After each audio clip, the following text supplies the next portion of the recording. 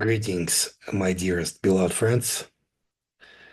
So, after we realized that we can't transition to the second ring of magic being entangled with the spirit realms, and now we are spirit realms free, what else stands in our way and prevents us to enter the second ring?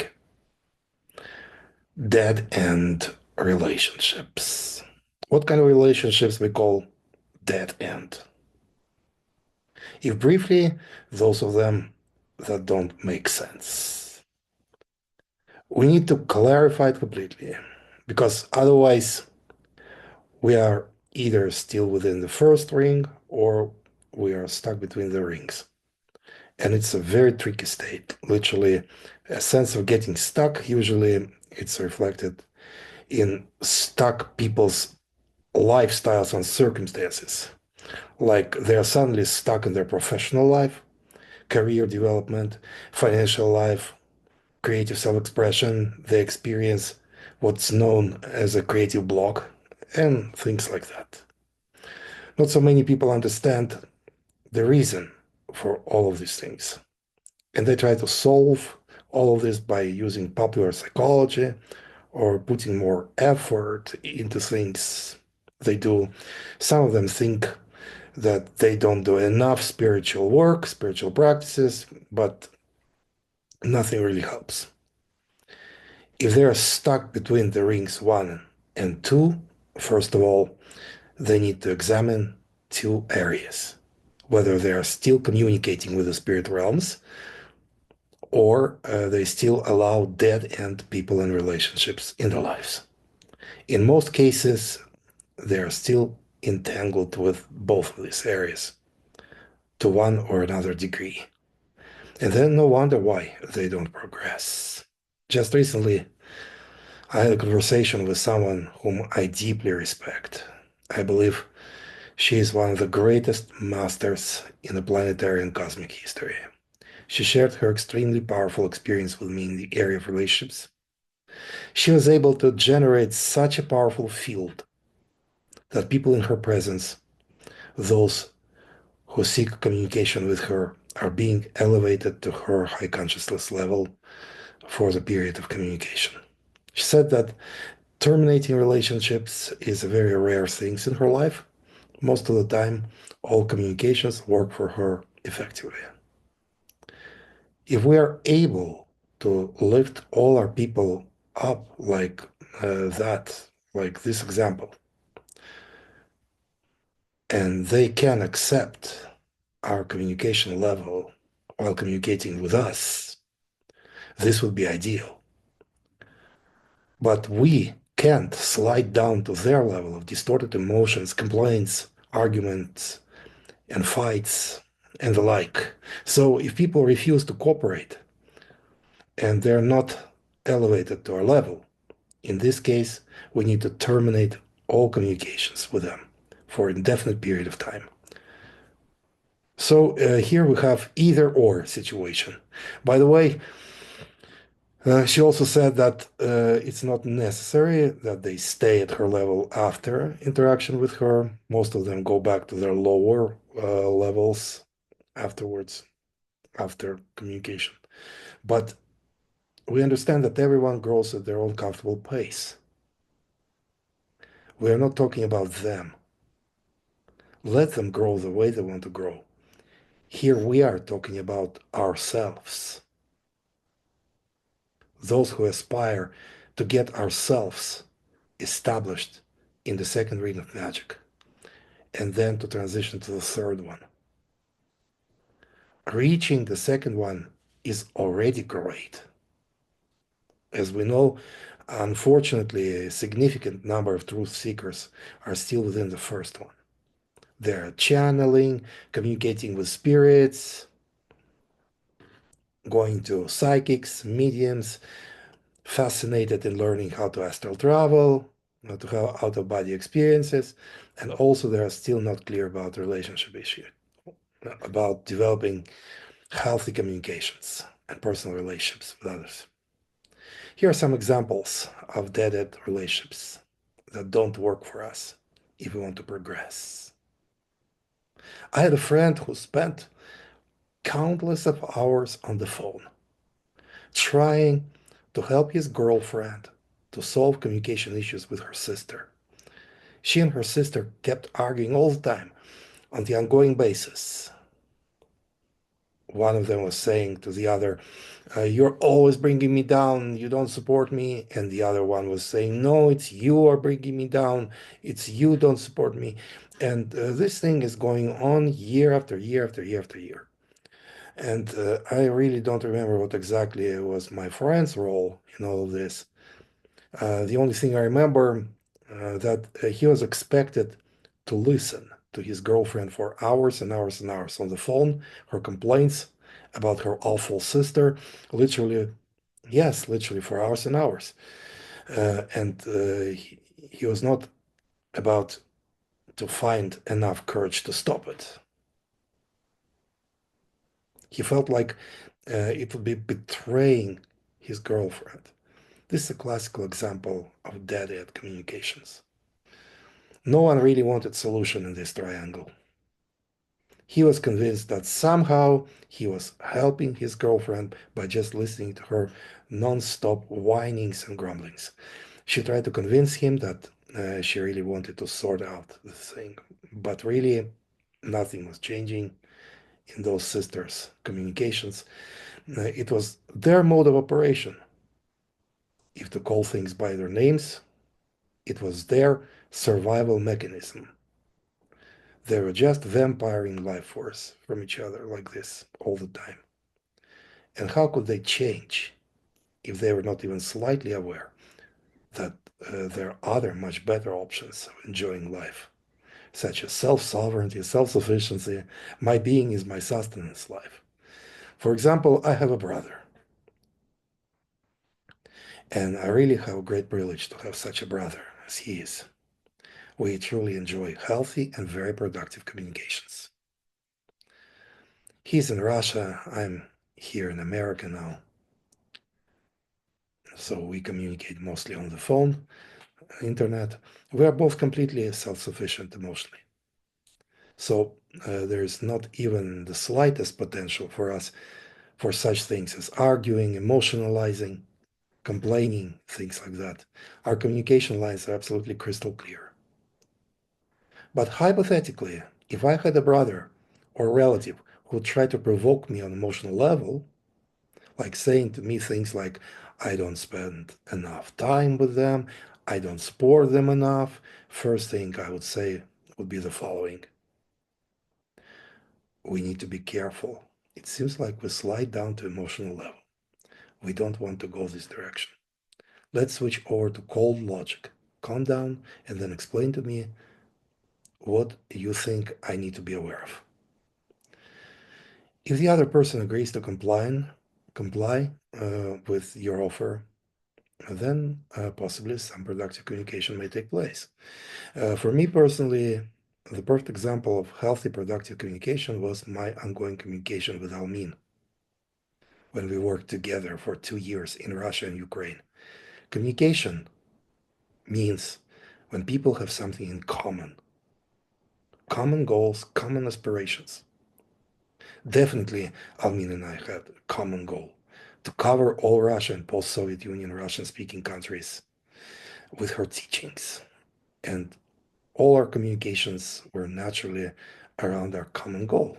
We're planning, strategizing, facilitating all kinds of business meetings, besides seminars, retreats, and private consultations, which I translated for her into Russian. Of course, most of the people in our countries don't speak English. Uh, Almin doesn't like small talks. I don't like small talks. So we have this thing in common. Almin is business-minded, I'm business-minded. We're always busy together. And I loved it. And I still love it with all my heart and soul. This is me. This is the way I am. This is the way I've always lived and still live. This is my lifestyle. This is why I felt extremely comfortable with Almin, literally like fish in the water. Because this is my natural life, my natural environment. Now I enjoy the same life with my wife, Jill. We're always busy with something together, projects after projects after projects after projects. We have no time for arguing, emotionalizing, complaining, nothing to complain about. If something needs to be corrected, we just correct it. Why to complain? Complaints don't help. My personal life experience proves that everything is correctable. If we really want to correct it, everything is correctable. If we really want solutions instead of problems, immersing ourselves into problems, we want solutions instead. And we always get what we want. So her sister doesn't support her. Is it such a big deal? If no one supports us, what can we do? We lose absolutely nothing. We have more than enough power and resources within ourselves to be able to support ourselves. And when we lift ourselves up and support ourselves, no one can bring us down. And lack of other people's support doesn't bother us at all. Is it worth to waste years and years of time on the phone murmuring and complaining? Yes, for some people, it's the only way of communication they know, dead end way of communication. But this is them, and this is us. And we don't participate in anything that stifles our progress and especially steals our life force. Any emotional type of communication is energy wasting. This is what we already know. If we are communicating, we know our point A and point B, our final destination. Communications have a goal. We want to get something done. So we brainstorm, but we are not going in circles. We are moving in a certain direction. We really don't need any emotional support. What is an emotional support? Emotional support. It is an artificially made up concept, compensatory one. People compensate their lack of clarity and sense of direction by so-called emotional therapy. When we have clarity and we know where we are and where we are going, we are busy with just logistics that move us toward our next goal and then the next one. And that's how we move from goal to goal. We are busy with our lives. And this is a second ring of magic lifestyle. And here we develop manifestation skills because we always manifest something. Environments conducive to our task, resources, skills, and the goal that we reach. So we manifest our goals and we manifest our accomplishments. And people in our lives are only those people who fully participate in our lives. I remember communications between Almin and her American and Russian offices, and people at her seminars and retreats. I watched the way she was able to extract useful resources out of every communication. I was watching her always in search for the ideas for the next seminar, the next retreat, next book, or online course. And while talking with anyone, she was the one who directed the conversation towards asking people questions or listening to the stories of their lives. And she was always writing down things.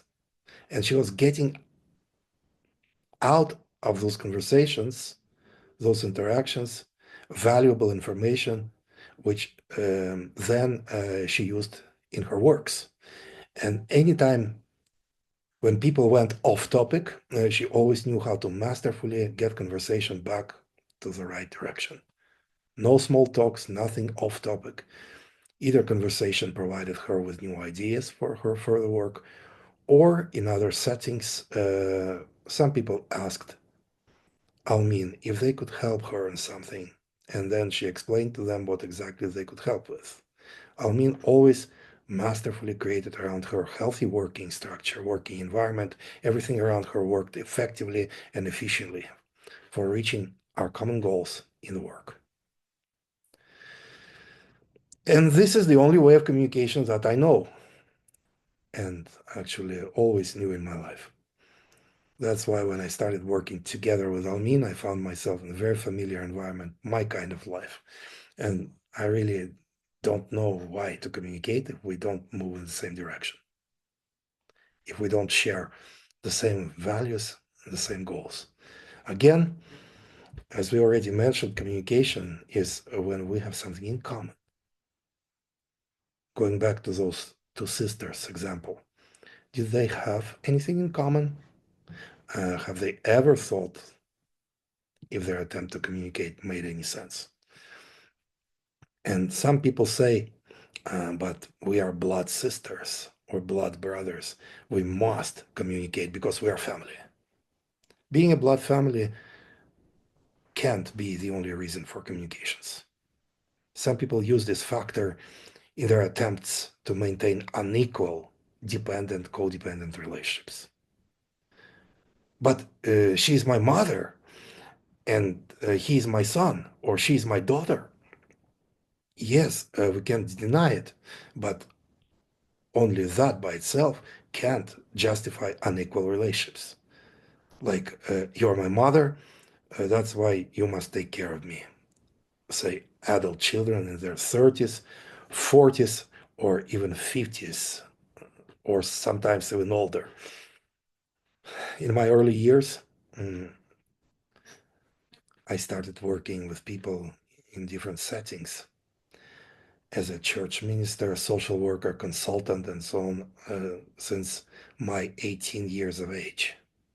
And very often I was in that trap. Someone called me, oh, please, please, please help me. You're a pastor. You must help. I need money. I need this. I need that. And I really sincerely believed that if I didn't help, then those people would perish. And of course, I tried to help everyone, even if people were clearly irresponsible and didn't want to even slightly bother to take total control over their lives, their finances, to change their lifestyle. They didn't even bother. And I worked in the region with many religious charitable organizations, and we were one of them. And I found out that the same people went to all those organizations and asked for help there. And I realized that I was not the only one helping them. And second thing I realized that nothing changes on their end. I found some potential employers for some of them, and they absolutely ignored it. They just didn't want to work, to take responsibility, to take care of themselves. And I told them that I'm out of it. If you need help, help yourselves. Of course, I received some accusations. Uh, of course, I have no love. I'm a hard-hearted, merciless, cruel being. And later, I found out that some of them got jobs, housing, and they're now on the bright side of life. Now I know that the most effective and efficient way to help someone is to ignore them completely. And I observed similar situations over and over, many times, during many years, many decades. And how true it is.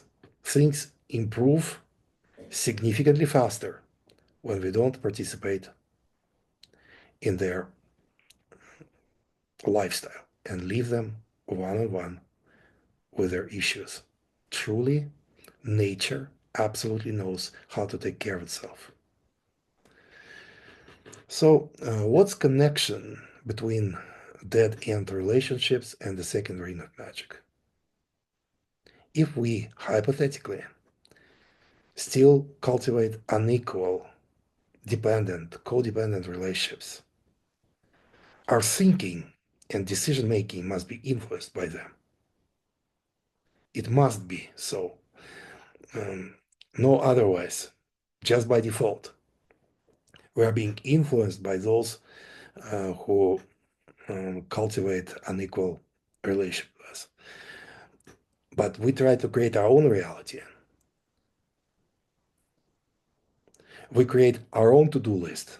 We've set our goals and made our plans for a day, like for example, in the beginning of our day, and suddenly someone calls us, oh, help me, help me, help me.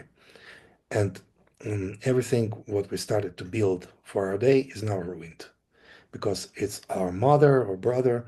How can we refuse our immediate family member? The bottom line is dependent, codependent relationships will always influence our decision making. In order to operate within the second ring of magic, we must be completely spiritual and emotionally independent.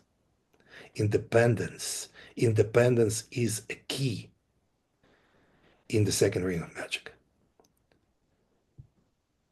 We must be completely spiritually and emotionally independent of other people.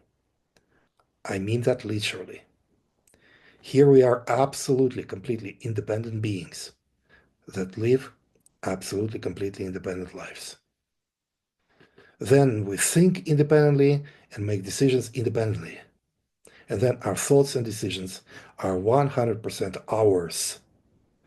And the reality that we create here is totally 100% our reality. And only emotionally independent people can think independently and make independent decisions. A master, especially a second ring of magic master, lives his own life. He can't be someone else's puppet or useful tool or a creation of other creators. For example, someone called me, an extended family member, about a health issue. And I just told them that it was not necessary to call me, just call the ambulance if this is something really serious. Of course, as it occurred a couple of hours later, there was nothing serious. Somehow they even completely forgot about their health issue at all. But they called me later with a bunch of complaints. Oh, you're flesh and blood, you're a relative, you totally ignore us, you never have time for your family, you're not supposed to work all the time. Okay, actually, they don't like to work, except no more than 2, sometimes 4 hours a day. And they always complain that they don't have enough money.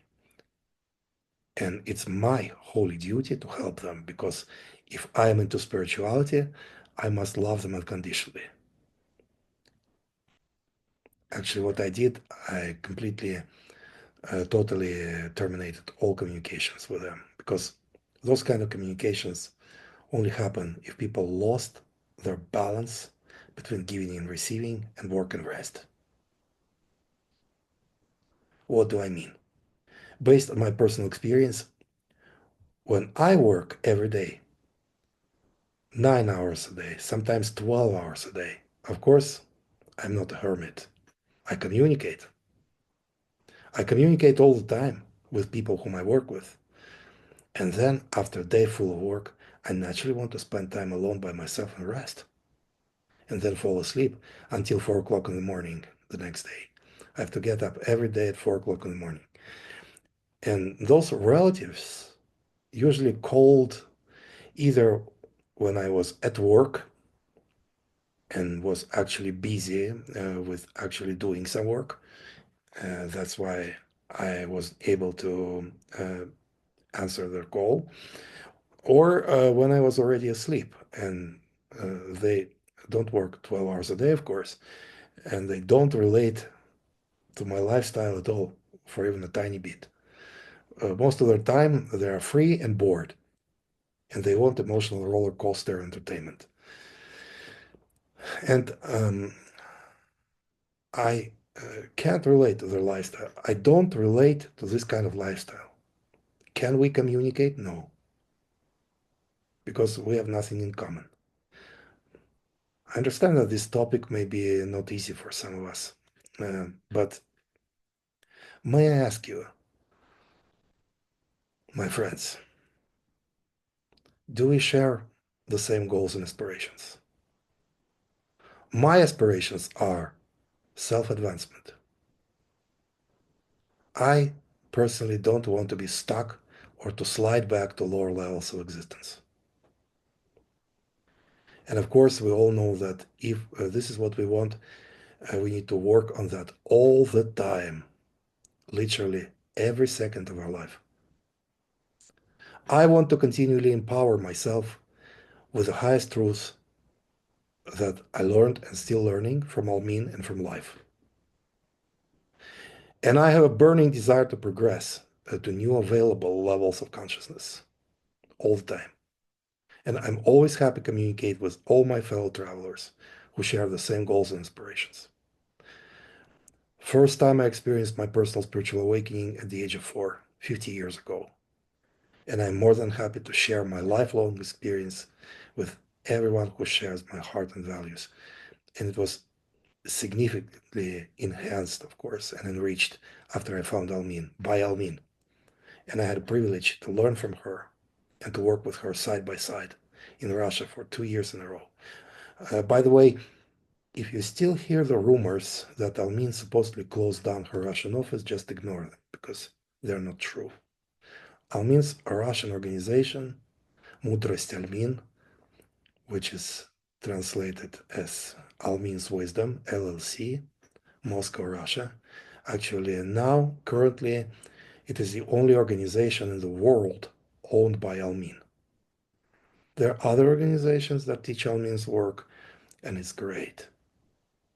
Almin gave such permission to any organization or an individual who desires to distribute her work under a special program since 2010, and this program is called Business Plan for Prosperity. The only requirement is to credit Almin as an author and originator of this work. And you can offer rune readings, initiations, Belvaspata initiations and sessions, Givesta sessions, teach from her books, online courses, and the like. Financial royalties to Almin are not a requirement, but many practitioners choose to share part of their income with Almin as a token of love and gratitude. So just recently I was asked specifically about our opinion about an organization called Original Ones. Actually, it's a holding, Original Ones, nonprofit, and Spiritual Journeys LLC. Almin no longer owns it, but its new owners do comply with the Business Plan for Prosperity program, and they actually go an extra mile. They share with Almin financially. So for me, they are one of the many organizations in the world that do the same, in accordance with Almin's Business Plan for Prosperity. And we as managers of Almin's Russian office are in absolute agreement with Almin regarding her business plan for prosperity, which allows everyone to distribute Almin's work on commercial or non-commercial basis, to offer their products for purchase or for free, whatever they choose, whatever works best for them. I hope my answer is clear. Please feel free to contact me if you have any other questions. I'd always be more than happy to assist you. Our communication is healthy and productive because we have things in common. We share the same goals and values, and that's why we'll always have something to talk about. And because we're all busy, it might be mostly only exchange of texts. And of course, we'll always include your questions and comments in our next topics of our videos. So one way or another, all questions will be answered. That's for sure. Talk to you soon.